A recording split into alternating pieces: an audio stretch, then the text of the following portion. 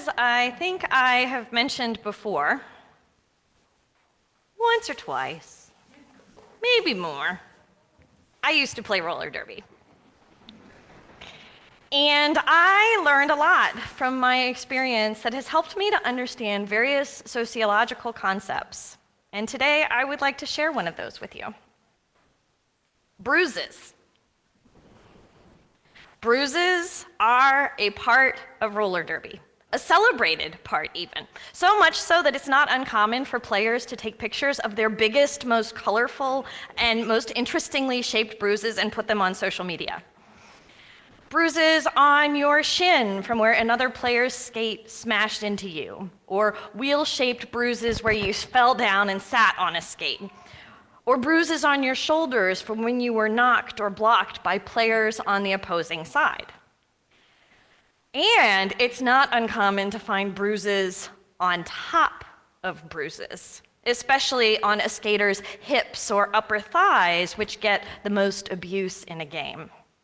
These are bruises that can go deep, deep into your tissue and come out in these amazing blues and purples and blacks that eventually fade to not so amazing greens and yellows and browns. A few of my teammates even had bruises that never went away. They would get worse and worse, becoming super sensitive, where even just getting dressed caused pain, because the area had been mangled, not by one big hit, but by a constant barrage of small hits in the same place over and over and over again. What was strangest about these is that often these most sensitive bruises had gotten to the point where they were invisible, lacking the loud colors of bruises that eventually heal, as if the skin itself had just given up and resigned itself to the fact that it was going to just keep getting hurt. For one of my teammates, this invisible bruise that never went away eventually hardened into a lump. She ignored it for a while, thinking it was just forming a protective barrier that would eventually heal. But when it didn't go away even after she stopped playing, she got it checked out. And it turned out to be cancer. A cancer caused by repeated minor trauma. Thankfully, she was fine after surgery, but it was quite a learning moment. Repeated minor trauma can be life-threatening even after the traumatic event has stopped or ended.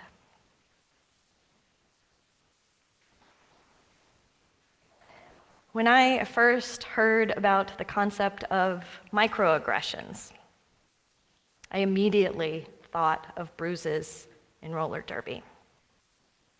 Daryl Wing Su, who studied microaggressions for over a decade, defines them as the everyday verbal, nonverbal, and environmental slights, snubs, or insults, whether intentional or unintentional, that communicate hostile, derogatory, or negative messages to target persons based solely upon their marginalized group membership. Any person from any marginalized group can be the target of a microaggression. People of color experience them from white people. Women experience them from men. People who are transgender or non-binary experience them from cisgender people. People who are differently abled experience them from the able body. Neurodivergent folks experience them from neurotypical folks. Young folks experience them from their elders. You can experience microaggressions based on your sexual orientation, your religion, your social class, and so much more. What is common to all microaggressions, though, is that they contain a hidden message that is experienced as invalidating, dehumanizing, and demeaning. Some examples. When a white woman clutches her purse as a Black or Latino man approaches or passes her, the underlying message being sent is that the Black or Latino man and others like him are dangerous criminals. When an Asian American raised in the United States is complimented for speaking good English, the underlying message is that you are not a true American. You are a perpetual foreigner in your own country. When a female physician wearing a stethoscope is mistaken as a nurse, the underlying message is that women should occupy nurturing and not decision-making roles, or that women are less capable than men. When a person uses the term gay to describe something they don't like, the underlying message is that being gay is associated with negative and undesirable characteristics. When a cisgender person continues to dead name a transgender or non-binary person, the underlying message is that the trans or non-binary person's inherent worth and dignity is less important than the cisgender person's ease. Or when an outfit worn by a reality TV show mom is described as classy and classless and trashy, the underlying message is that lower class people are tasteless and unsophisticated. These are all examples of microaggressions, and there are many, many more. What they all have in common is that they say to someone, "You do not belong." And because these are small, everyday things, the effect of their hidden messages is one that builds up over time. Someone who regularly experiences microaggressions becomes more and more aware of them. The bruise gets bigger and bigger and more sensitive until even the slightest touch is experienced as excruciatingly painful. Sue points out that these everyday occurrences may, on the surface, appear quite harmless, trivial even, or be described as small slights. But research indicates they have a powerful effect on the psychological well-being of people in marginalized groups and affect their standard of living by creating inequities in healthcare, education, and employment, like a cancer. Now, I suspect, if you're like me, I know I would like to believe that I am too enlightened to engage in this sort of behavior. But I do.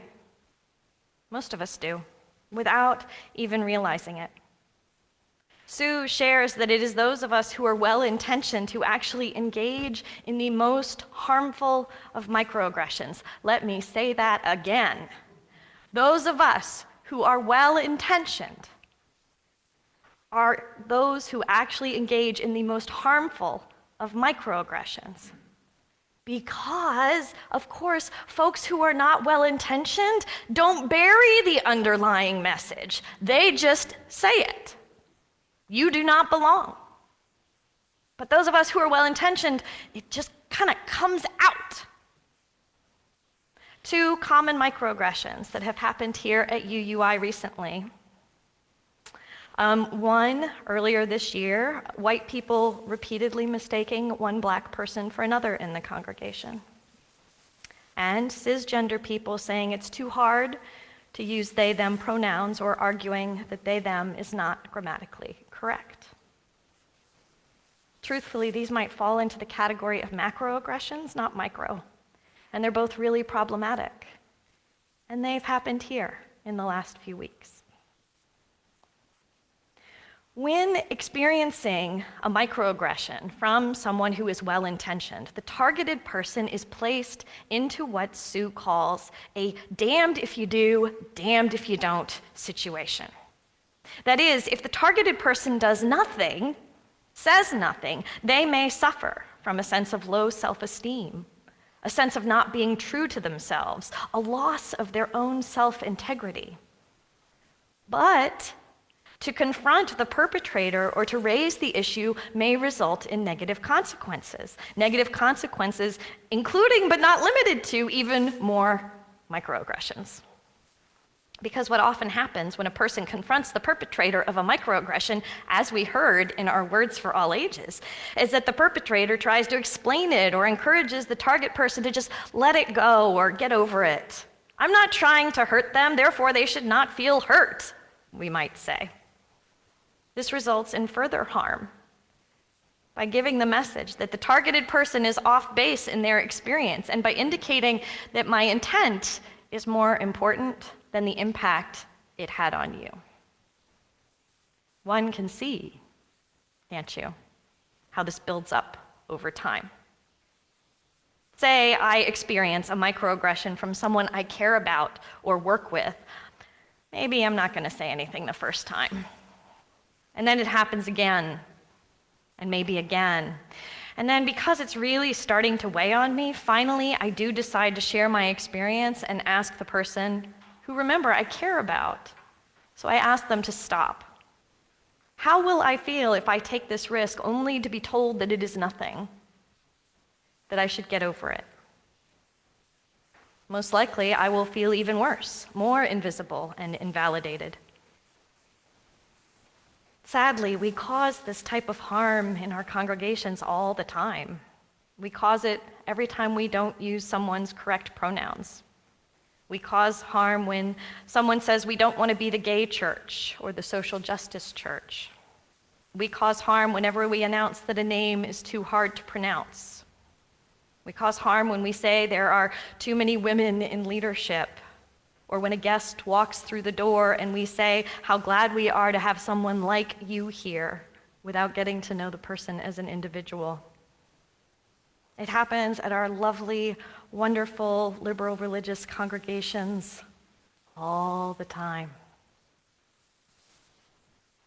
And we really should know better, because this is not a new phenomenon. The Reverend Dr. Martin Luther King Jr. wrote in his letter in the Birmingham jail that he had almost reached the regrettable conclusion that the Negro's great stumbling block in the stride toward freedom is not the white citizen's counselor or the Ku Klux Klanner, but the white moderate. This sort of behavior is in part what he was talking about, behavior where the underlying message is that those of us in the dominant culture are right, and since our intent is good, if someone experiences harm, that is their problem. Sue says that this behavior comes from a dominant culture that values ways of being, thinking, and acting that reflects the reality of a primarily Eurocentric, masculine, and heterosexual worldview that is imposed upon racial, ethnic, gender, and sexual minorities. And because we are all a part of our culture, not separate from it, we have picked up on these same traits, even if we are from marginalized groups ourselves. Sue points out that whether intentional or not, people who perpetrate microaggressions feel that they do not need to understand the thoughts or beliefs or feelings of people from various marginalized groups in order to survive. Unlike people in marginalized groups who absolutely do need to understand the dominant culture in order to survive. Therefore, Sue says, it's not surprising to find that those of us who are most empowered are least likely to have an accurate perception of reality.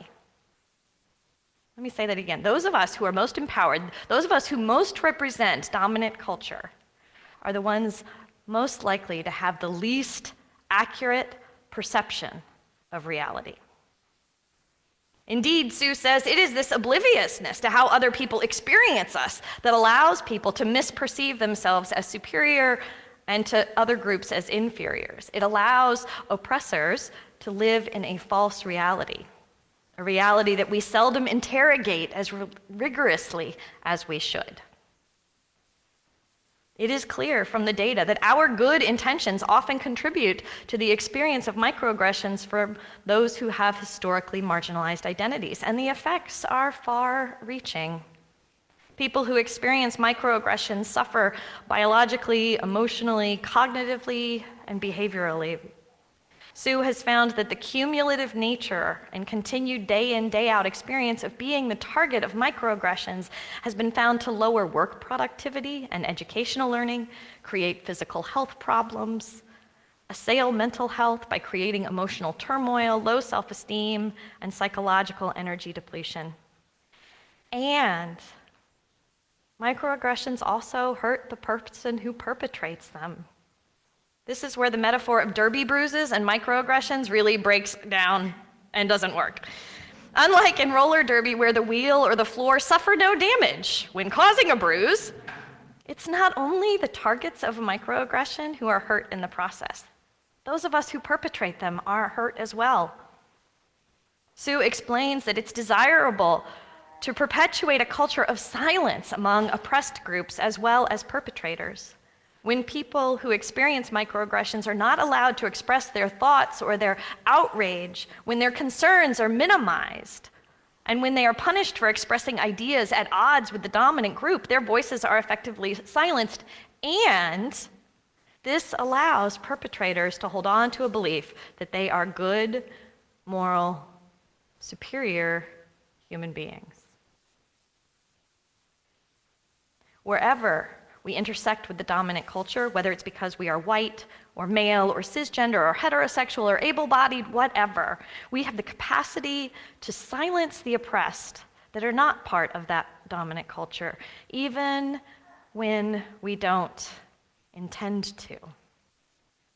This silencing allows us to maintain the illusion that we are good and moral and decent. And in this way, microaggressions are a form of unintentional oppression.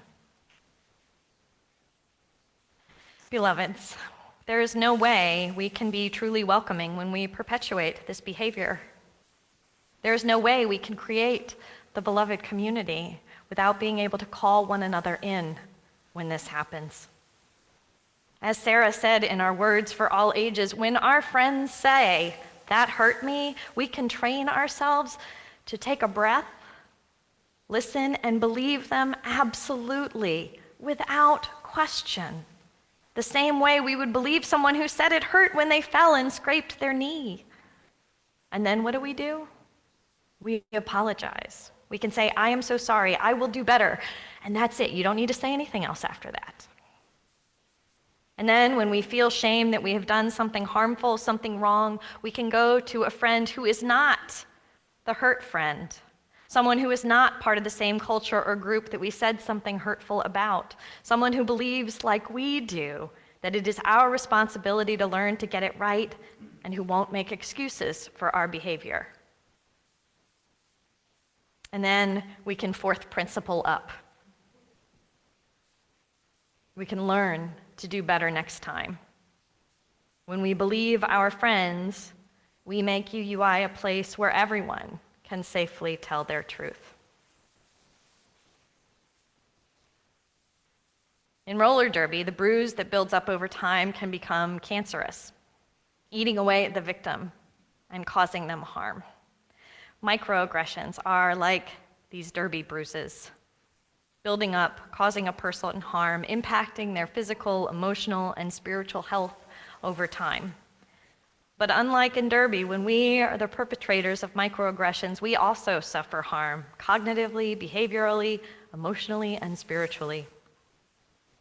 If we believe in the inherent worth and dignity of every person, and if we believe in the interdependent web of all existence of which we are a part, then we will work to learn about how we may cause harm to people, even unintentionally, especially unintentionally, and then work to make it right.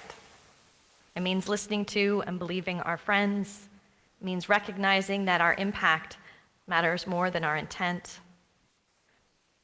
And we will break our hearts and each other's hearts.